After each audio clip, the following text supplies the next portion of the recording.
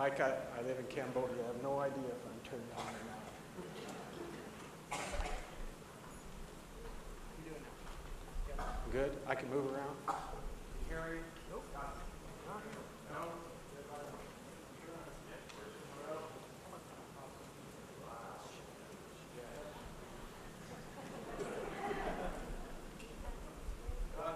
Got it.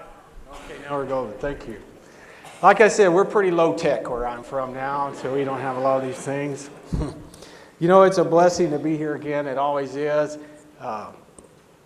Just today to be able to sing in English is just so nice. It's just so, I don't have to, I almost said I don't have to think about the words, but I hope you know what I mean. It's not another language. It's in the heart language, and I can appreciate it. And same thing with I appreciate you allowing me to teach today in English, because I normally don't get to teach in English. I teach in the Khmer language.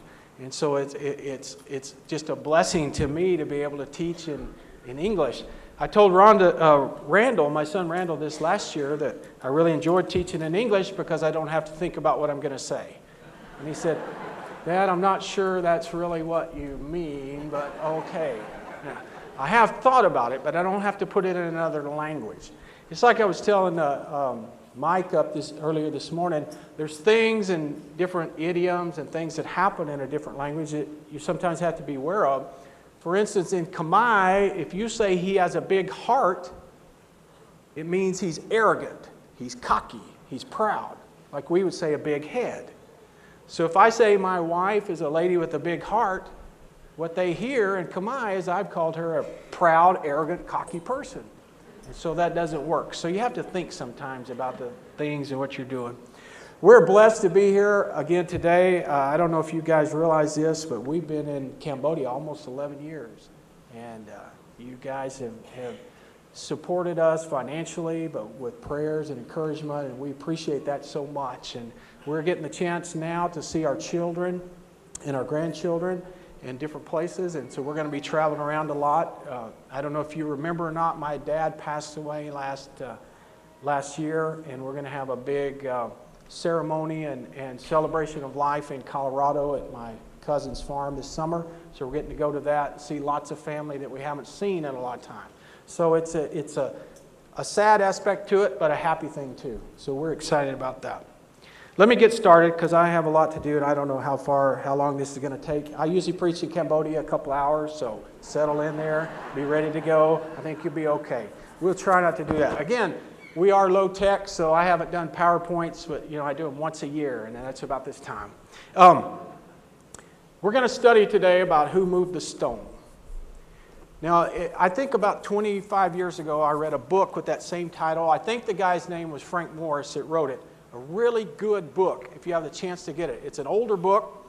He set out to prove that the resurrection was false because he didn't want to believe in God. But he said, I need to examine the evidence. And he went through it all, and he got done, and he said, it has to be true. And he became a believer. Who moved the stone? And that's where we're going to look at today. And this is a simple, basic truth, but we need to know it, and we need to be reminded of it. Turn in your Bibles to 1 Corinthians chapter 15. 1 Corinthians 15. If you remember, in the first part of this chapter, Paul is going to talk about what the gospel is. Verse 3, 1 Corinthians 15, verse 3. For I delivered to you of first importance what I also received, that Christ died for our sins according to the Scriptures. Verse 4, that He was buried, that He was raised on the third day according to the Scriptures. And then verse 5, he begins to tell all the people that Christ appeared to. That's the gospel. That's the good news. And then he goes down a few verses later. When you look in verse 13 to 17, he talks about if there is no resurrection, then Christ has not been raised. And if Christ has not been raised, then our faith is vain, is foolish, is worthless. If Christ is not raised, it's silly for us to be here today. It's silly for us to give money. It's silly for us to try to follow what God tells us. It's because it has no value if Christ has not been raised. That's what Paul's going to say in those verses. We're not going to take time today to look at all the reasons why that works.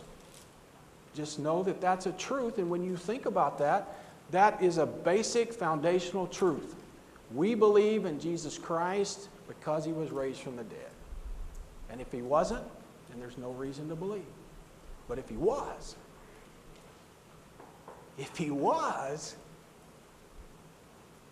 then we got something.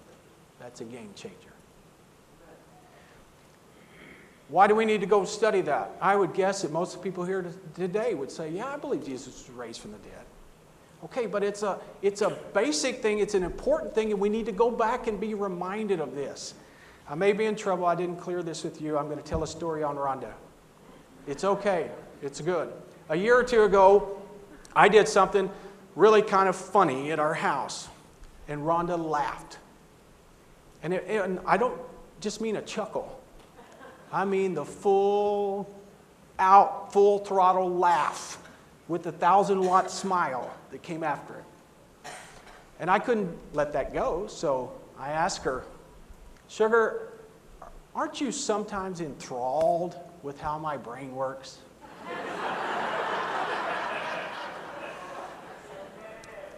There was a long pause,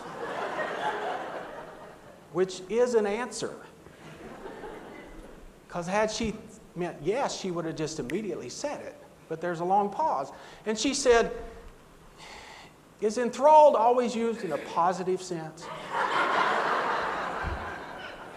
Well, I had to think about it a little bit. And I told her, I think so. It's like amazed, surprised. I guess it could be in a negative sense.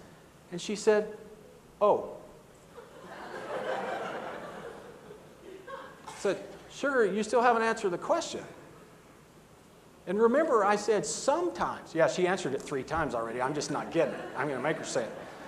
I said, sure, I just said sometimes. I didn't say all the time. I said, sometimes are you enthralled with how my brain works? And she paused again. She said, I guess I'm more stupefied. And she was real heavy on the stupid part. And now, why did I tell you that story? Because it's funny and it's true. But we've been married 35 years. And sometimes when you do something a long time, it can become common, and you forget the things that you really, really like, and you can look at some of the things that are difficult. I wish he didn't do this. I wish he didn't say that. And you forget, here's the reasons I really liked her. And one of the things I like about my wife, she's smart. And she's funny. And she's witty. And she doesn't take any guff off of me. I like that. And we need to be reminded of that sometimes, of the basic things. And so that's what we're doing with this. I hope our lesson today will remind us and review for us and strengthen our faith in this foundational thing. Jesus was raised from the dead. And so our faith matters. And everything we do and everything we say matters because he was raised from the dead.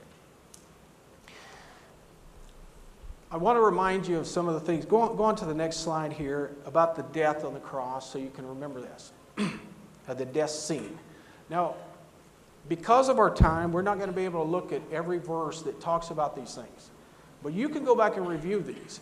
You know, in Matthew 27, it's going to talk about his death. In Mark 15, in Luke 23, and in John 19, it's going to talk about everything that happened up to his death. You know that Jesus was beaten, was scourged, which wounds you, takes a lot of blood out of you, and causes a lot of difficulties for you. You know that on the cross, they're crucified, they drive the nails in here, your blood flows, you can't breathe, most of the time you suffocate. You know what happened to him there. You remember the tomb. In Matthew, it's going to talk about it's a new tomb, and I think it's in John that says it was cut into the rock that no one had laid into. You know the grave clothes. John's going to tell us that Joseph and Nicodemus came together and they put about 70 pounds of goopy perfume stuff that stuck together and wrapped him up in the grave clothes and put him in the grave. You remember the guard. Matthew 27, the Pharisees went to Pilate, said, we want a guard because the disciples may steal the body. Pilate said, you got it. When you check out and look most of the time at what these guards were, how many people that they had, it wasn't just one or two. And you think, man, that's for a tomb. Who needs to guard a tomb? Well, if they thought the disciples were going to come steal the body, they put a lot of people out. Normally, a Roman guard, if I understand it right, was anywhere from 4 to 30 people to guard this, if you thought the apostles were going to come. If you look in Acts, when they sent Paul from Jerusalem to Caesarea, I forget exactly, it seemed like they sent 200 soldiers with him and 100 cavalry men with him to protect one guy. So the guard here is more than just 1 or 2 people at the tomb. And you remember the stone that goes in front of it. You see a picture here of the stone. When I was a kid, I thought a small rock or something that they put down on a regular tomb that I knew, a grave that I... But look at the size of these stones and rocks that they use. This is a big deal. You remember the lady said, who's going to move this stone for us? It's big. And you remember that they put a seal on it. And the seal is kind of... Usually it was a cord or something, and the guys would put their ring into it. But it's like stamping something and saying, this is property of the United States of America. Go in here on penalty of death. Well, that would get your attention, wouldn't it? And that's the way this was too, with the cord and with the seal that they had. And you remember what the apostles were doing? When they arrested Jesus in the garden, what did the apostles do? Took off running. Mark tells us that there was a young man, and there's good evidence it may have been Mark himself, that was so afraid he ran and they grabbed his garments and he took off running and left his clothes behind. He's running in his underwear because he's so afraid. And they're fearful. Now remember all those things as we go through and see, could some of these ideas that people had, could this have happened or not? Go to the next slide, please, Mike. On Sunday, what happened? The tomb was empty. The guards said it was empty. They're the Romans. The Pharisees and the priests said it was empty because they tried to bribe the guards to say that the disciples stole the body. The apostles said it was empty. You remember Peter and John go run in to look. Mary and the other ladies go look. And then you see the appearance of Jesus. So what happened? They all seem to say the tomb was empty. What happened? Go to the next slide, and we've got several ideas that people have presented. Some people said Jesus fainted on the cross. He didn't actually die, fainted, got back into the tomb. The tomb was cool. It revived him. He came back to life. He got out, went on his way. Other people who choose not to believe say that different others stole the body. That's Kamai. Prohile. I just gave you a sentence. Linda, you asked me, you said I should speak a sentence at least in Kamai, so maybe I'll do that and then translate it, okay? Prohile janji yura genang yok sa jen pini. Bantai manuthit ke prapta ate. Okay? Yeah, you can translate that, can't you? Ate. You know what that is. Maybe the Jews stole the body, but we don't think, no, that couldn't have happened. Maybe the Romans took the body. Maybe the disciples took the body. Maybe some thieves came and got the body. Maybe Joseph moved the body. Maybe they all went to the wrong tomb. Everybody was confused. And then some of our Muslim friends have different ideas about how Jesus traded off with Simon or traded off with someone else on the cross and didn't really die. And then you've got the idea, was he raised from the dead or not? Now, there's a law in science that says if you take all the possibilities and you eliminate the ones that couldn't have happened, whatever you got left, that's what happened. No matter how improbable or how impossible it seems, that's what you got. So we're going to look at these ideas real quickly and see what we come up with. I'll try to speak loud. Okay, could he have fainted on the cross? Could he have just fainted on the cross and then revived in the tomb? Remember what the scourging did to him.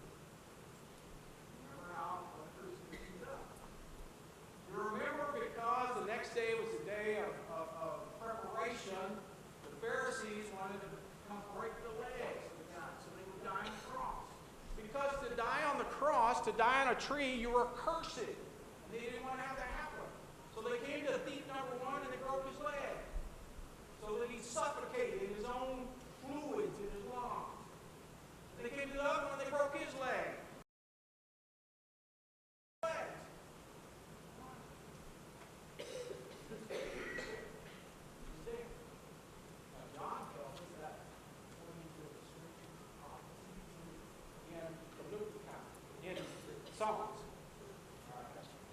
Okay. All right. Thank you, brother. That's according to the prophecies. But they did break his leg because the soldiers knew he was dead. What did they do? Took that spear, jabbed it up in the side, just to make sure. Now these are soldiers who are used to war, who are used to fighting. They said, he's dead. They've got no horse in this race. They don't care if he's dead or not. They just know they've got to make sure. They're not his enemy. They're not his friends. They're just there to kill him. He said he's dead.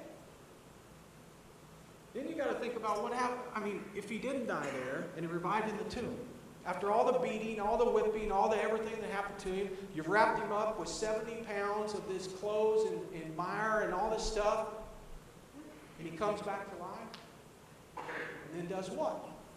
How do you get rid of all the clothes? Now, you're saying clothes, but it's stuck on like a mummy. You've got all that on. How's he going to get that off? How's he going to roll over, wounded like he is, and roll the stone out of the way? And then the soldiers are still out there. Now, we haven't even talked about them, but if they're Roman soldiers, if you don't guard somebody, if you fall asleep, like somebody in here I'm seeing right now, if you fall asleep, you die. You die. They kill you. So he's going to start rolling that big stone, a wounded guy by himself, rolling this stone out, and the soldiers are going to do what? Arrest him.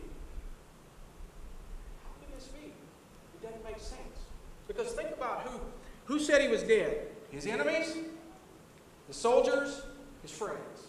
How long do you think his mother stayed at the cross?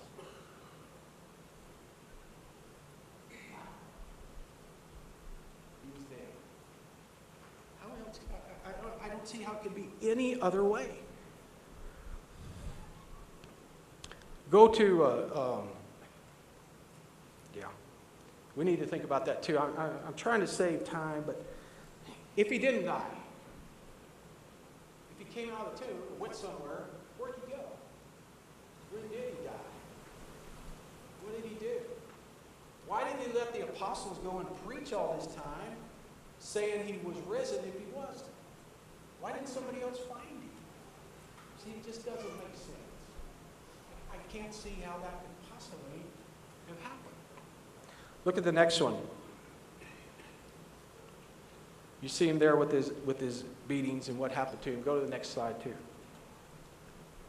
Some people think that the disciples stole the body. Now, if you read the end of Matthew, that's what the priests tell everybody. Go tell everybody the disciples stole the body. Okay, think about that just a little bit. When they arrested Jesus 3 days before, what did the disciples do? Ran. When Jesus shows up to them in John 20 to meet with them, where are the disciples? Where are the apostles gathered together? Behind a locked door, because they're afraid of the Jews.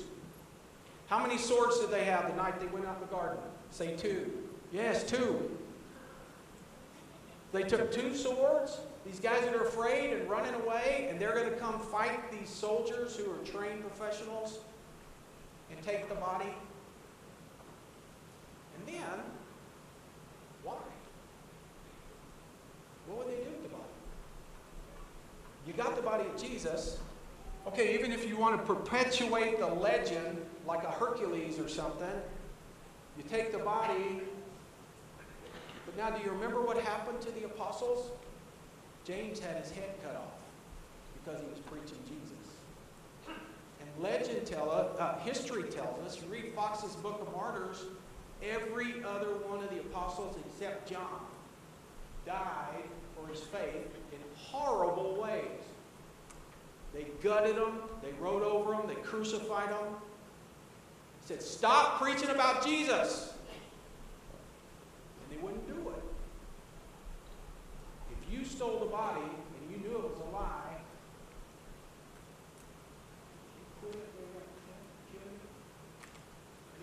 I'm saying.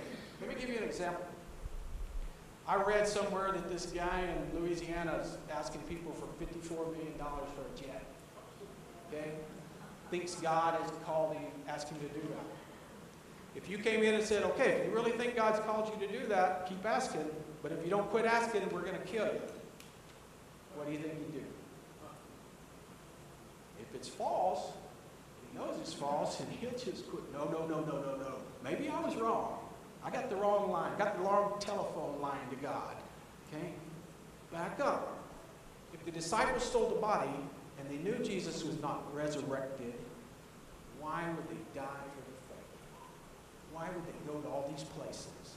India and Africa and other places, and let them stone them and kill them? Why would they do that? See, it doesn't make sense. And how would they get there? These guys that ran off come back and fight these soldiers and steal the body? I can't see it happening. What else you got? We talked about other people who maybe stole the body or took the body. Go to the next slide. Okay, please. One more. Okay. Different people. Think about their motivation. The Jews, the Pharisees, would they have taken the body? Why? They're the ones who killed him. This is great. He's dead. They're throwing a party. Yay. Why would they steal the body? And if they did, when the 40 days later, when the apostles started preaching, Jesus is raised from the dead, all they had to say was, we got the body right here. And they didn't do that.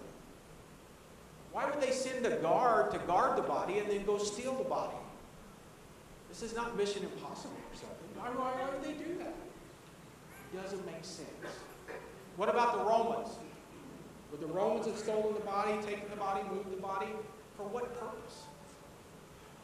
They didn't care if Jesus lived or died. Remember, Pilate wanted to release him and didn't understand why they were killing him, but this is something those crazy Jews are doing. So let them do it. Why would they take the body? And then when Christianity began to spread, take over their kingdom, take over their authority, if they had the body, all they had to do was pull it out and say, here you go. This is him. Now, I know you think that's gross or something, but these are people who, when Peter's preaching, he said, there's the grave of David, who died 1,000 years ago. We all know where that is. See? The Romans didn't take the body. They put the guard there. Again, you're going to put the guard and then tell the guard. It doesn't make sense. Then who else do you have? Joseph. What purpose would Joseph have for moving the body? How would he get it from the Romans? Remember the Romans, if they don't guard something faithfully, they can be killed or at least thrown in prison. You remember in Acts when Peter escapes from prison? Herod led the guard away, probably to be executed, because they let Peter get away. So would they come in? Would they let Joseph take the body? Even if it's his tomb? No, you can't have it. It's sealed. We're here to guard it. No. And again, why would Joseph move it? What purpose could there be? He's put it in a tomb that's a new tomb that's cut in the rock that nobody's laid in. He's the one who put him there. Why take the body? What about thieves? I didn't put this on the slide, but I mentioned it earlier. What about someone just stealing the body, a thief? Okay, you hear about them going into the Pharaoh's things and taking all their gold and things out of there. But what was going to be in Jesus' tomb? Some clothes. Nobody else is there. Nobody's put anything in with him. And how would the thieves get past the armed guards to get in there? Why would they take it? If you're going to go somewhere, you go rob a king's grave. Not this man from Nazareth. It just doesn't make any sense. How would they move the stone, get by the guards? How would they do that? Another option that we have, another idea that people have had, pull it on to the next one, is that when Jesus appeared to folks, it was just a hallucination. They wanted to see him so badly that they thought he was there. And yet when you consider it, think about how many times Jesus appeared to different people. Think about how many times he said, give me something to eat. I'm hungry. Here, feel my hands. You know, he did that with Thomas, but he did that before with the apostle. And in Corinthians, it says he appeared to 500 people at one time. 500 people had a hallucination, a vision at the same time. See? It just doesn't fly. You'll remember too, they weren't looking for him. They didn't expect to see him again. When he showed up there, they were surprised. What do you mean you're alive? When the ladies came running back, we saw him. When all the apostles told Thomas, he said, no, I'm not going to. See, they didn't expect to see him. This wasn't a vision, a hallucination that they had. Then you have the idea that everybody went to the wrong tomb. They were just confused about it. Well, again, think about what you know. That doesn't make sense. The guard knew where the tomb was. The ladies who went to bring the spices knew where the tomb was. Joseph knew where the tomb was. Nicodemus knew where the tomb was. I guarantee you the Pharisees knew where the tomb was. Everybody knew where the tomb was. Why would they be distracted, go to the wrong place? And then when everyone started preaching Jesus was raised, again, all they had to do, if the right tomb's there, is go get the body and show people. No, he didn't. Then you have, I'm just going to quickly mention this. Some of especially our Muslim friends, have this idea. They want to call Jesus a prophet, but not God, because they think there's only one God, Allah. So what they'll say, different versions of it. One is that Jesus was a man. At his baptism, an angel or the Spirit of God descended on him. At his crucifixion, the angel or the Spirit of God left him. And the man Jesus was crucified and was never raised again. Another idea is that you remember Simon helped carry the cross. When they got there, they got confused, and somehow they ran some magic or something, or a miracle, and they crucified Simon, not Jesus. Again, with all of those issues, you have the same problem. Why? What purpose? What evidence do you have for that? How does it fit anything? It doesn't seem to make any difference. So I don't see how that could be. So what have we brought us to? I know I've done this quickly. You can look at the verses and see the evidence of what is said. And I will remind you this of maybe two things. One, we have much more evidence for Jesus Christ than we have for people like Julius Caesar and others like that, who we believe and accept. Secondly, remember, we're asked to believe, but we're asked to believe based on evidence, not just a blind belief.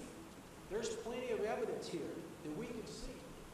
Witnesses, people who were his enemies, who were his friends, who were neutral. What they said about him. We can use our brains and see that what we're left with here, Jesus was raised from the tomb's empty.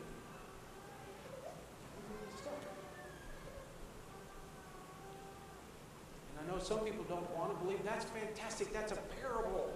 That's a legend.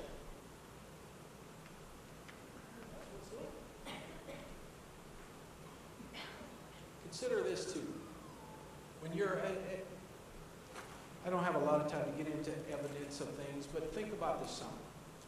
If you're the owner, if you're the builder, if you're outside the system, then you have the right, and you have the power to change the system. Okay? If you've got a fish tank, you're the owner of the fish. You set it up. The system goes, if you don't put any food in there, they die. But you're the owner. You want to add food, they live. You've got a car. Car's set up to drive and go. If the battery dies, what happens to the car? Nothing. Won't go. But you're the owner. If you come change the battery, or if you come jump the car with another battery, it'll start. It'll go. You can do that because you're the owner. You have the right. So if God, who has created this system, wants to come in and say, I'm going to walk on water, you can too, Peter. He's got the right to do that and the power. Normally, can you feed 5,000 people with a few fish and some loaves of bread? No. But if the owner says, I want to do that, he's got the right. Normally, does a man come back from the dead? No. But if God says, I want to raise Lazarus from the dead, I want to raise the widow of Nain's son from the dead, because he's the owner, because he has the power, he can do it. So it shouldn't disturb us to say, no one can be raised from the dead. Yes, in our system. But God is out of our system. He's the owner. So he can do it. What we're left with, and I hope this helps to build our faith.